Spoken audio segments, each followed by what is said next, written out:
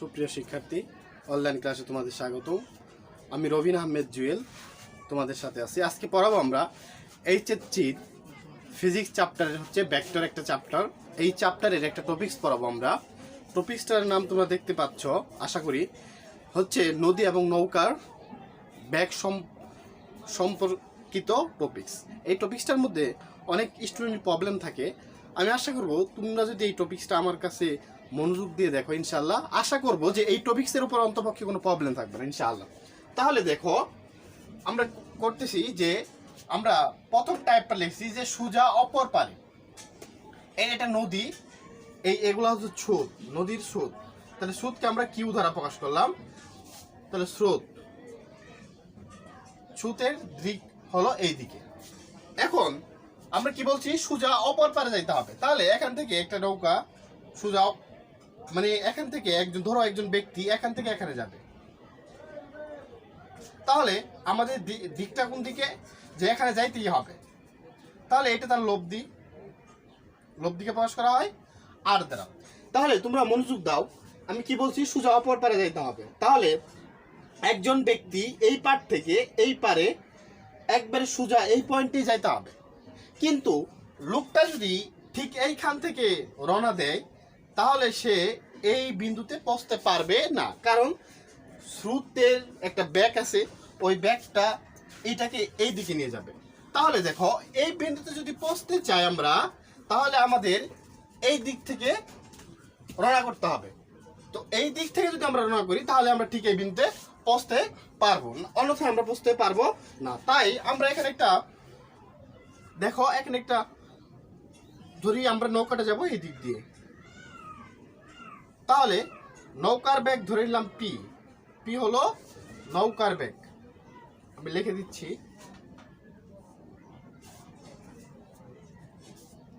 তাহলে দেখো এটা একটা সমগ্র ত্রিভুজ হয়ে গেছে এখন, কারণ এই স্রোতের বেগটা যদি আমরা এই বরাবরটা যদি আমরা এই বরাবর বিবেচনা করি, তাহলে দেখো এটা একটা কি সমকোণী ত্রিভুজ হয়ে গেছে। পিটা আমরা এখানে লিখি, তাহলে বুঝতে পারবে এটা একটা সমকোণী ত্রিভুজ হয়ে গেছে। তাহলে এখন খেয়াল করো, তোমাকে কি বের করতে বলছে এখান থেকে, কিন্তু আমাদের এই পয়েন্ট থেকে এই পয়েন্টে যেতে হবে, ঠিক না? তাহলে দেখো আমরা একটা তাদের কোণ এবং মধ্যবর্তী কোণ নিয়ে নেই। দেখো দুইটা ভেক্টরের পি ভেক্টর যদি হয়, নৌকার বেগ যদি পি, আমরা যদি একে পি ভেক্টর, স্রোতের বেগ যদি কিউকে যদি আমরা কিউ ভেক্টর ধরি, তাহলে পি এবং কিউ ভেক্টরের মধ্যবর্তী কোণ হচ্ছে আলফা। এটা একটু ভালো করে দিচ্ছি আমরা। তাহলে তোমরা খেয়াল করো, পি ভেক্টর এবং কিউ ভেক্টরের মধ্যবর্তী কোণ হচ্ছে আলফা। এখন দেখো এখানে একটা মান দেওয়া ছিল, এই যে আর, এই যে লব্ধিটা, এটা হচ্ছে লব্ধি, এটা হচ্ছে লব্ধি। দেখো এটার সাথে কত ডিগ্রি কোণ করে আছে, থিটা। এখানে আলফা থাকুক, থিটা কত আছে বলো তো, 90 ডিগ্রি। কেন 90 ডিগ্রি আছে?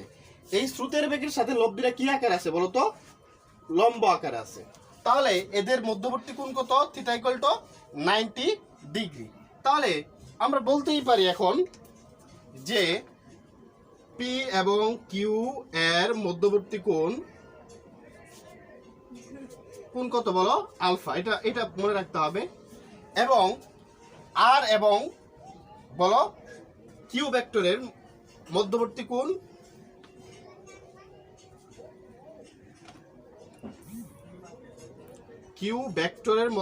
কত হচ্ছে থিটা ইকুয়াল টু 90। এখন দেখো আমাদের এখান থেকে কি বের করতে হবে, দিক বা সময় বের করতে হবে। এখন আমরা যদি এটাকে সমকোণী ত্রিভুজ বিবেচনা করি, তাহলে দেখো সমকোণী ত্রিভুজ অনুসারে আমরা কি জানি, এটা যদি অতিভুজ হয়, এটা যদি ভূমি হয়, আর এটা যদি লম্ব হয়, তাহলে কি হবে বলতো?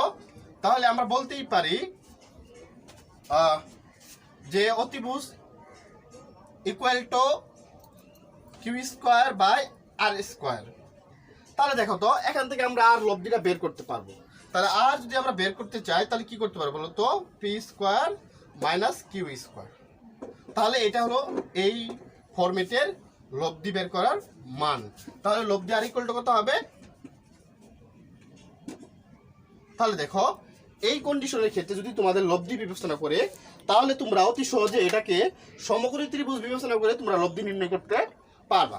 তবে আমরা এটার লব্ধি বের করা শিখছি, আর equal to p square minus q square, এটা হলো এই ফরম্যাটের লব্ধির সূত্র। তাহলে এটা মনে রাখবা, এটা হলো লব্ধির সূত্র। এখন আমরা বের করব হচ্ছে tan থিটা। তাহলে দেখো আমি এটা মুছে দিলাম যেহেতু আমার বোর্ডের জায়গা কম। আমরা এই জিনিসটা জানি যে পি এবং কিউ ভেক্টরের মধ্যবর্তী কোণ আলফা, লব্ধি এবং কিউ ভেক্টরের মধ্যবর্তী কোণ কত 90। এখন খেয়াল করো এই পার থেকে এই পারের দূরত্ব কত দেয়া আছে বি। এখন tan থিটা ইকুয়াল টু আমরা একটা সূত্র জানি, দিক নির্ণয়ের একটা সূত্র জানি যে p sine alpha by q p cos alpha. এখন আমরা প্রশ্ন করতে পারো যে এখানে আমি তোমাদের একটা কোশ্চেন করতে পারি যে কিউটা কেন এক্সট্রা হলো, পিও তো এক্সট্রা হইতে পারতো। মনে রাখবা যে বলো লব্ধির সাথে থিটা কোণ উৎপন্ন করবে, যে ভেক্টরটা, আবার বলতেছি, যে ভেক্টরটা লব্ধির সাথে থিটা কোণ উৎপন্ন করবে সে এক্সট্রা থাকবে।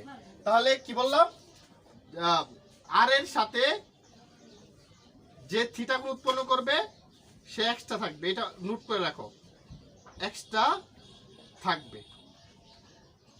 তাহলে বুঝতে পারছো এখানে কিউ কেন হয়েছে, আমি কিউ কেন দিছি, যে এখানে স্রোতের বেগের সাথে যেহেতু থিটা কোণ দেওয়া আছে এই জন্য আমি এখানে কিউ দিছি। তাহলে দেখো আমরা এখান থেকে সূত্রটা ক্যালকুলেট করে নিয়ে আসি। tan থিটার মান 90 ডিগ্রি, তাহলে 90 tan থিটার মান 90 যদি হয় তাহলে tan 90 ডিগ্রির মান বসাও, p sine alpha q p cos alpha. এখন খেয়াল করো 90 এর মান হচ্ছে অসংজ্ঞায়িত, অসংজ্ঞায়িত মানে কি হবে 1/0। তাহলে দেখো p sine alpha q p cos alpha. এখন খেয়াল করো এটা 0 হয়ে যাবে, থাকবে কোনটা এই ফরম্যাটটা। তাহলে কি থাকবে বলো, থাকবে p q cos alpha equal to 0। তাহলে দেখো এখান থেকে আমরা আলফা বের করব, যদি আমরা এখান থেকে কি বের করবো বলো তো, থিটা যদি বের করি তাহলে কি হবে বলো। তাহলে খেয়াল করো এখান থেকে, তাহলে আমরা এটা ওখানে মান বসে এখানে পেয়েছি কিউ পি কজ আলফা। এখন দেখো এখান থেকে যদি আমরা আলফার মান বের করতে চাই তাহলে কি করতে হবে, p cos alpha minus q, তারপর cos alpha minus q by p. তাহলে আলফা ইকুয়াল টু কি, দেখো কস ইনভার্স নিয়ে যাই আমরা, কারণ অপক্ষে থাকলে কস ইনভার্স করা যায়, cos inverse minus q by p. দেখো তুমি এই টার্মটা মনে রাখবা, এই সূত্রটা মনে রাখবা। তোমার যদি স্রোতের বেগের মান হচ্ছে কিউ আর নৌকার বেগ হচ্ছে পি, তাহলে দেখো এখানে যে কোনো একটা মান দেওয়া থাকবে, দুইটা মান বসায় তুমি ক্যালকুলেট করলে আলফার একটা মান পাবে। তবে মনে রাখতে হবে আলফার মানটা অলওয়েজ 90-র চেয়ে বড় হবে। কেন, যদি 90-র চেয়ে বড় না হয় তাহলে নৌকাটা কি এইখানে পৌঁছাবে না, অবশ্যই 90-র চেয়ে বড় হইতে হবে। এই জিনিসটা তোমার মনে রাখতে হবে যে আলফার মান অলওয়েজ 90-র চেয়ে বড় হবে। এখানে যে মানটা বের হবে এটা, তাহলে দেখো আলফার মান 90-র চেয়ে বড় হবে। তাহলে এই কন্ডিশনের এটাই ছিল। এখন আমরা দেখবো সোজা অপর পারে কি হলো, আমরা 2 মিনিটে ওটা শেষ করব। যে সোজা অপর পারে যদি যাইতো, যদি তোমাকে বলে যে সোজা অপর পারে যাবা, সোজা অপর পারে তোমার যাত্রা করতে হবে, তুমি একবারে সোজা অপর পারে দিয়ে যাইতে হবে, তাহলে কি করতে হবে আমি 1 মিনিটের মধ্যে 2 মিনিটের মধ্যে শেষ করে দেবো। এটা লম্বভাবে যাত্রা করলে আর কি, টপিক্স 2 লম্বভাবে যাত্রা করলে। এখন খেয়াল করো লম্বভাবে যাত্রা করলে কি হবে, এটা একটা নদী, তাহলে আমাকে যাইতে বলতেছে এইভাবে, একবারে আমি যে নৌকা চালাবো নৌকার বেগটা এইভাবে লম্বভাবে, এটা হচ্ছে নৌকার বেগ পি আমরা জানি। তারপরে তাহলে দেখো তো আমরা যদি স্রোত থাকে, আমরা যদি এখান থেকে রওনা দিই, আমরা কি কখনো ওই পারে পৌঁছাতে পারবো না, অবভিয়াসলি না, আমাদের লব্ধিটা হবে এই দিকে। তাহলে দেখো এটা যদি কিউ হয় স্রোতের বেগ, তাহলে দেখো এটা যদি স্রোতের বেগ হয়, এটা যদি পি ভেক্টর হয়, তাদের মধ্যবর্তী আলফার মান কত হবে 90, কারণ কি লম্বভাবে যাইতে বলছে। এবং এটা যদি লব্ধি আর হয়, এখানে একটা থিটা উৎপন্ন হবে, তাহলে থিটার মান আমরা এখানে জানি না। তাহলে দেখো এখান থেকে লব্ধি বের করার সূত্র হচ্ছে একবারে সহজ, আর এটা হচ্ছে প্রস্থ। তাহলে লব্ধি বের করার সূত্র হচ্ছে p square q square 2p q cos alpha, আলফার মান হচ্ছে 90। তাহলে দেখো তুমি এখানে 90 বসালে যা হবে সেটা হচ্ছে আমাদের লব্ধির মান। তাহলে দেখো লব্ধির মান তোমরা বের করে নিবা।